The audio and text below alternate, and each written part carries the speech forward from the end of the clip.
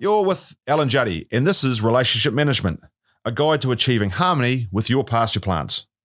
Don't let your forage mixes end in separation. As they say, if your plants are happy, your cows aren't crappy. And here to help us with this new relationship is our very own forage relationship expert, Alistair Moorhead. Hi, Al. And which relationship are we going to talk about today? Well, this is a rocky relationship, Juddy, and I think our task might be pretty tough on this one. We are going to look at that special combination of mixing forage rape and short-term ryegrass. Yeah, it seems to be that this is a relationship where opposites attract Or separate, but in a very specific, harmonious way. You could almost it's like friends with benefits, really, isn't it? Yes. Short-term advantages and a sort of medium-term, session. Let's unpick, what is the relationship actually about? We've got a forage rape and a grass, but let's talk about the why here. Well, what we're looking at is typically an autumn sown rape pasture, and autumn rape is a very traditional winter feed. And it's a predominantly a feed of dryland landscapes with a mildish autumn where you can accumulate post-dry. And so what we're looking at is a traditional window of time where we can establish rapes which are fast establishing and then take them through to an end of autumn, early winter grazing window where we could graze them pretty much for most of the winter. Compared to their use in the spring, these are one graze crops. They are designed to be strip grazed to waste is what the traditional term would be, which means that there is no plan for regrowth, which means that the paddock will then stay bare for the rest of winter. Now, in a very traditional style of this crop is actually mixing Italian or annual ryegrass with it, which I think you might be asking after shortly. But what happens then is that you attempt to take your crop, move through the paddock and potentially back fence, and or hope the relationship between the rape and the grass is not such that the grass is then trampled out or damaged so significantly that it doesn't come back. And if it comes back, you then have cover through the end of winter, and that grass uses that cover to become quite significant, and suddenly you have a fully established grass option for the start of spring. And then depending on how successful it is, you can take it for how long you want in the second spring. So in that spring period. Yes, you've alluded to this. Can we use any of the grass species, or are we confined to maybe the shorter term ones? Look, I think this relationship is fraught.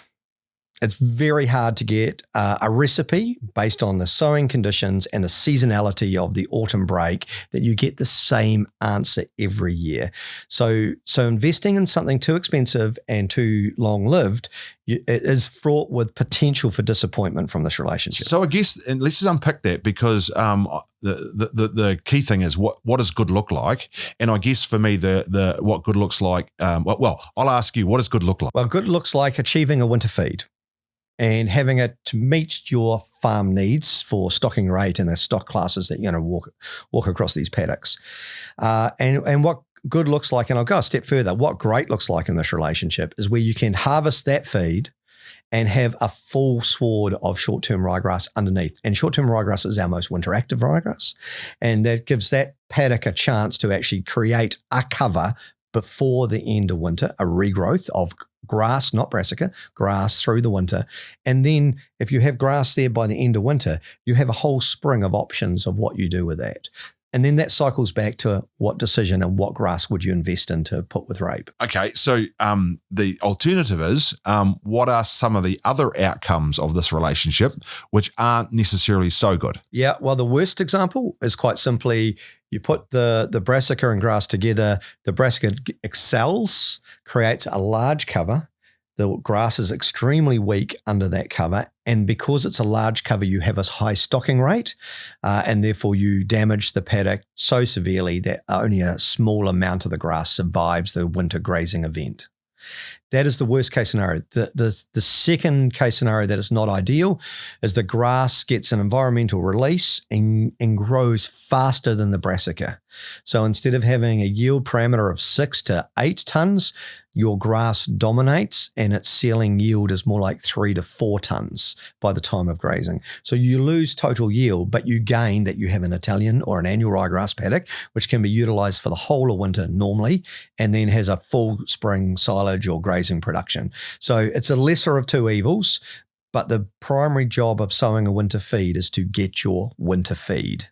And so when it becomes grass dominant, you must get it in a regrowth cycle through winter.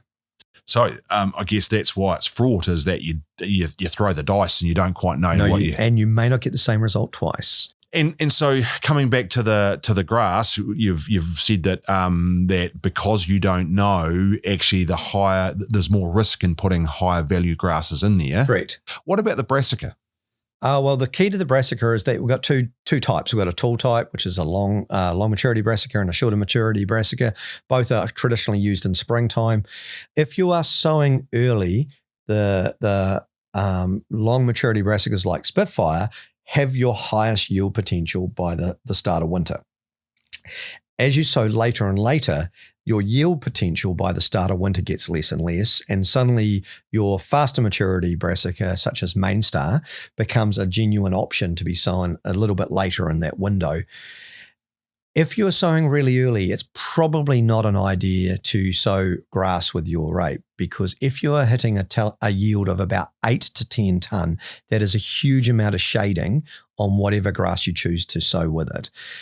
So as you go into that sort of middle window of sowing, which is the last month of summer and the first probably week of autumn, it's at that time that you consider the rape and grass option, and recognizing you're not going to hit those high summer sown or first of winter yields, and therefore you probably have some benefit from having a grass undersow in this thing. But as I say, it's pretty inconsistent in exactly how you pull it off. My favorite would be using Mainstar rape because its yield is never as extreme as Spitfire, and the chances of getting a better content with the grass is quite significant. And so let's talk about the way you'd use that. We've talked about the key thing is to get winter feed, and actually adding the grass in there gives you the option of that carrying on without actually doing anything else. Correct. We describe it as a catch crop, an extra crop from the one action. Yeah. And so when we're talking about our different livestock systems, is this more beneficial to some systems than others? Oh, absolutely. This is very traditional in the sheep industry. It's an area where the stock grazing and that behind a fence, it's still relatively intense, but it is not as intense as a cattle beast. And so the damage that gets done with cattle grazing inside this sort of feeding system is quite high, including whatever wear you might get on the surface if it gets wet. Where sheep, it's still a lot of pressure. The taller the crop, the slower they move and the more damage is done.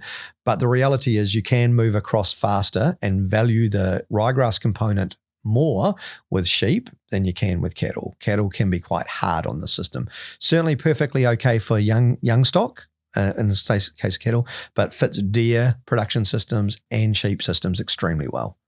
And how does that relationship, I guess, with the brassica and the grass, how does that change over time?